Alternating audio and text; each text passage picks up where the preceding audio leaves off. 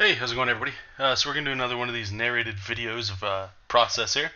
So we'll click play, and we'll start talking. So this is for my webcomic JESOP King. Uh, how do I say this? I posted a picture of a different character for issue 3 that's coming out. I don't know when that's coming out, but whenever it does, that character's in there. And I started to realize that there's like I would like more humanoids in the comic, but especially females. Momo, she's a female, but not humanoid, right? And Jessup doesn't really have any humans that he stands next to, we'll say. And that's what this character was. This character appears in issue 2. For those on Patreon, you guys have known about this guy for a while.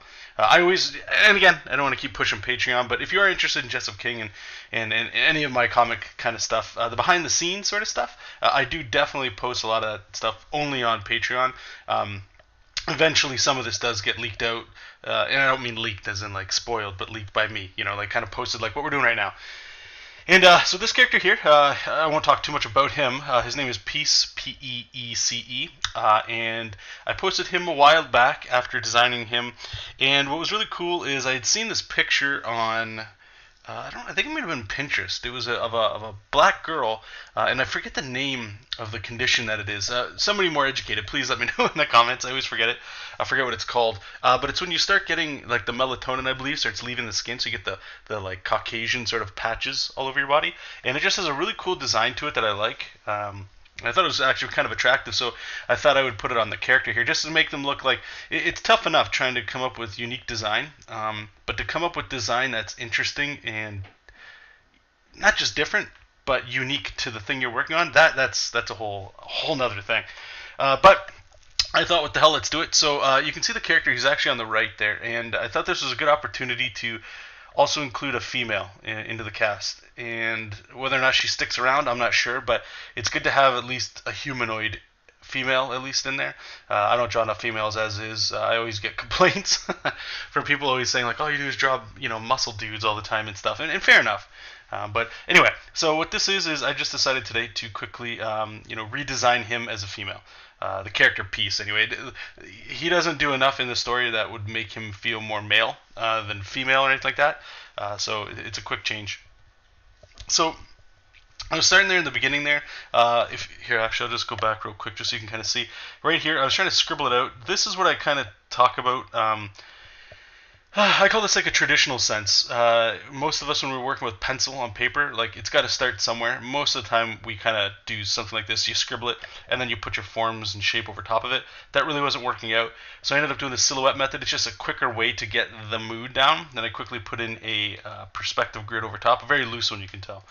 And then just started working into where were we? We're about here. This is, I start tightening it up a little bit more, adding more form, and it's not final line art at all, but it's refining itself to the point where the next stage from here would be tight line art. So it's a quick method.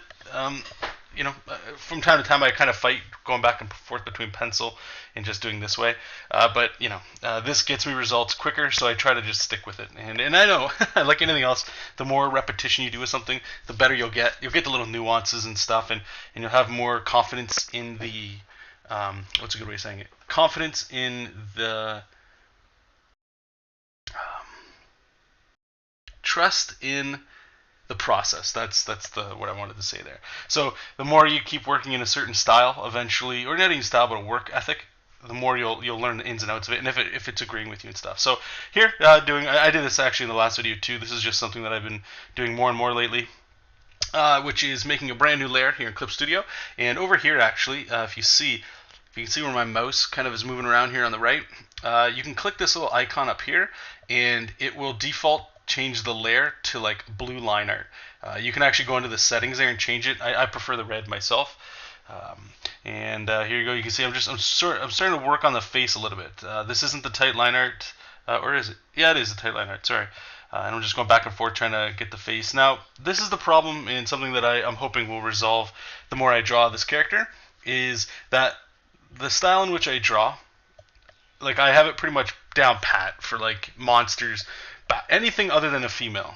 Because females, I tend to find that they require a little bit more thought There's beauty and symmetry and certain lines like that. And with males, like especially with JESOP or anybody where you get wrinkles and big muscles and stupid stuff, you can expand a little bit more. And for me anyway, I feel it's a lot more difficult to try to find the beauty in the lines as opposed to, again, with the male where it can be more powerful or more expressive, I find. So what I'm hoping will happen is the more I draw the ladies, the more I will sort of find what that is, you know. And you can even see here, even with her arm, it's a very, like, if I were drawing a Wonder Woman comic, this is how I would draw Wonder Woman. It's muscular, you know. There's no reason I see some people draw like a Wonder Woman and other things where it's just like very. It doesn't make sense to me. Where it's, I've even seen Storm of all characters too drawn this way, where they're drawn like very feminine. Not to crap on. Probably shouldn't even say this at all, but Arthur Adams, tremendous artist. But the way he draws, not all women, but a lot of them, you know, they've all got the curves where they need them. And there's not a lot of muscle that he'll add. And, you know, there are, like, especially for Wonder Woman, in my case, or the way I look at it is she's an Amazon, she's a warrior. She would look no different than, like, you know, even more ripped than, let's say, like a Superman. You know, this is somebody who's trained in battle and is a warrior. You know, and the body, in my opinion, needs to reflect that, right? A lot of these characters, their body is the device in which they use to get around and to do the thing they do, especially superheroes. And in this case, she's a Peace. Originally, he was designed as a monkomancer. I'm calling it. I know it's super creative, isn't it? And so she's a monk. A lot of the story will be revealed, you know, sort of through the story. But regardless, a monk is, you know, a monk, and that means a lot of things. And in most RPGs, monks are hand-to-hand combat warriors, right? So I definitely need to have like certain things that just sort of insinuate that, you know, like the armbands and the muscles. You know, I want this to be, you know, I want her to have portray a sense of power, authority, you know, calmness perhaps, but also like she's serious. She's not just, you know. She doesn't have just a look to her that just makes you go, oh, that's a woman, and then that's it, you know. The characters, they need a point and a reason. So anyway, I'm drawing here. This is just something else I've started to do. So you're going to see I'm closing the lines here for the drapery that's kind of going around in front of her chest and in her back, and you can see that. And what I'm doing is I made that on another layer, and I just ran that knockout script, or not script, action in Clip Studio, which is very similar to what you're going to see here, where it's I turn these shapes into line art just clicking a button, right? It's just a fast way to do it. But what I was doing with those drapes that were hanging over is, before, what I used to do is I would draw those and then I would make a new layer and then just grab white and start drawing in white to draw over those lines, or even go back and erase those lines. So I got rid of that method. I just started to do that. What you saw me do. I just find it's a little bit easier, and it's something that I'm trying to get more in my workflow, which is non-destructive. Meaning I could turn a layer off and all the line art underneath of that, the little sash or whatever, would still be intact. Which has actually got me out of a couple jams. Not enough to necessarily do it all the time, but you know, it's almost like, as you can tell, like I don't do this at all. But if you look at your layers, it pays sometimes to go and label your layers. So it's just good practice and habits. You know, and we can't all work off the best habits and maintain them. So you just kind of have to be aware of your workflows and find workarounds to speed you up and stuff. So she's pretty much done. The last thing I needed, and here, okay, so since she is a black character, I was trying to give her more of a, you know, like a black nose, where not all, more, I see them mostly in men, where they have they're different features than Caucasian men, right? In females and everybody else. And the noses generally are a little bit more bigger. And I was trying to play with her nose getting a little bigger, but I felt like it was just sort of getting bigger just because. And I'm still not sold on the nose I gave her that we ended up with. It's just it's a safe nose, right? It's a typical comic book nose where it's very pointy, and I'm not quite sure if I dig it yet, but I needed to move this forward or else I just get stuck on this thing. So here, instead of redrawing the birds, I just copied the line art from the original piece drawing there, and here I'm just going to run some auto actions here to decrease the line art and then increase them just to make them a little bit bigger so they match what we're looking at. And then I'm just kind of moving them around and just putting them in places. Somebody did ask, and I'll just say this right now too. This will be another plug. I do offer the auto actions that I use. They are for sale. I sort of partnered up with Freddie Williams, anybody that's got the DC Comics Guide to Digitally Drawing Comics. He hosts them on his website. So head over to, I think it's freddyart.com, and all of these actions you can purchase. I've also made a video on my YouTube channel here. You can just search for those. Just sort of going over all the things that come in the action pack. And or if you guys want, just leave a comment below. I'll hit you up with the link so you guys can find those too. If you're interested in this, this is I don't think it's for everybody, but some people that want to like sort of speed up some workflow elements. If you guys were following my stuff enough, you know sort of the workflow that I do and how this stuff kind of comes together. So I'm just going to skip around here. I know this different stages are going to be fun for everybody, but right now I'm just adding. You can see like this is my inking. Right, it's more like the line art, the thick to thins, all that kind of stuff. So that's it looking when she's done. I think it's just not zoomed into the legs. And what I'm doing here is I'm just getting it all prepped, and we're going to get into color here. So I just want to show you guys here. Let me just pause it, because this is, I think, a lot of you guys get some value out of this. So if you look over here on the right, there's one layer here that's all brown. That's their skin color, right? Now, somebody just asked me this. That's why I wanted to go over this. The way that I've been coloring lately for flats is I'll make a selection flat, is what I call this. That's the entire character. Now, I very rarely use the control key and click on a color to like render something out. I just do a blanket cell shading look.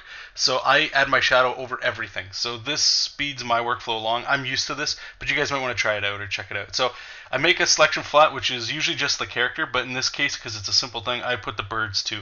Now the reason I do this is that way this character is separated from the background or whatever elements, right? Then I make a brand new layer, and then I click this little icon right here. It kind of looks like a tuna can or something. And what that does is it clips. You see this red little indent? I'm not sure if it's red on everybody's, but you'll see it. It moves the layer over a little bit. And what that's letting you know is it's clipped to this layer below. Now, why you would do this is that means on this layer, I can pick any color, and I could color. And if I went outside the lines, you would never see it, because what it's doing is it's just showing the color that's clipped to this layer right here. And so in this layer is where I would change all my... this is where I put my color flats for. So like hair, make a new layer. Eye color, make a new layer. Bird color, or you can put them all in one. You'll see me kind of moving around.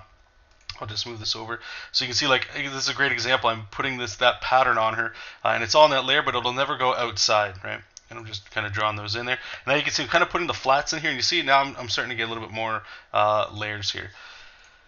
So we'll hit play. I don't know what the hell we're doing. I think we're probably doing the birds. Yeah, the beaks and the birds. So she's done. The flats are already all done there, right? And then the next thing I do here is now trying to figure out her lipstick color.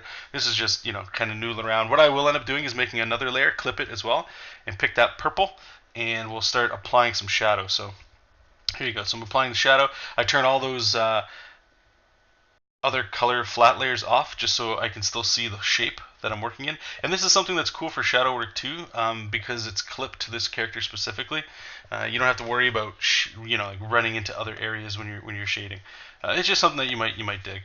So we just move around here. You can just see I'm starting to notice I get more into this where I'm sort of blocking out chunky shapes of shadow as opposed to going in there and painting in each thing a shadow.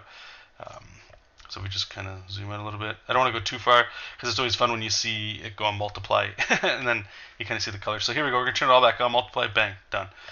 It's a little dark, but we do end up changing it. And then this is the stage that I do here. Somebody asked about this. Let me just pause it.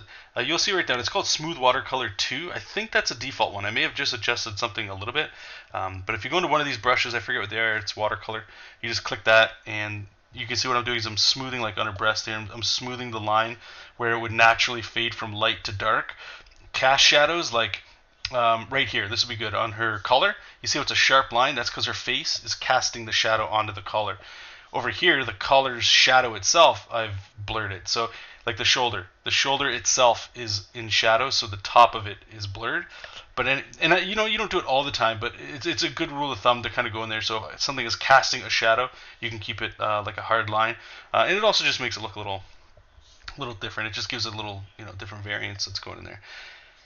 Let's just go over here. So here I'm just adding a little texture behind it. This is getting prepared. Oh, let me back up here because I just saw what I was doing. I wasn't happy with the shadow color, so you can see I'm just adjusting it. I'm noticing the more I saturate and the more I brighten it up, this blue actually looks really cool. I really like that. It softens it up quite a bit. Then we're going to, right there, we're going to make a level balance and then a color balance. So you can see I'm darkening it up, lightening it, and then here we go with the color balance. Bang, bang, bang, bang, bang. And it just gives it a little bit more richness in the color there. And that's that. So actually, if I thought I had this open before, but I guess I didn't. Give me 1 second here. I'm going to start doing this too for you guys. Instead of opening Clip Studio, let's just so you guys can see the image a little bit more high res, I suppose is the way of saying it. Whoops, wrong monitor. 1 second. Next time I'll try to remember to have Clip Studio open here. There we go. You can kind of see what we're looking at. I wonder if you can kind of, yeah, there you go. So you can kind of see there's like the texture, and see how nice this blue looks. Looks pretty cool. Kind of dug it. But anyway, hope you guys enjoyed it. Thanks for watching, and leave any comments below. I'd love to answer them for you. And like usual, keep reading comics, keep making comics. I'll talk to you soon. Bye bye.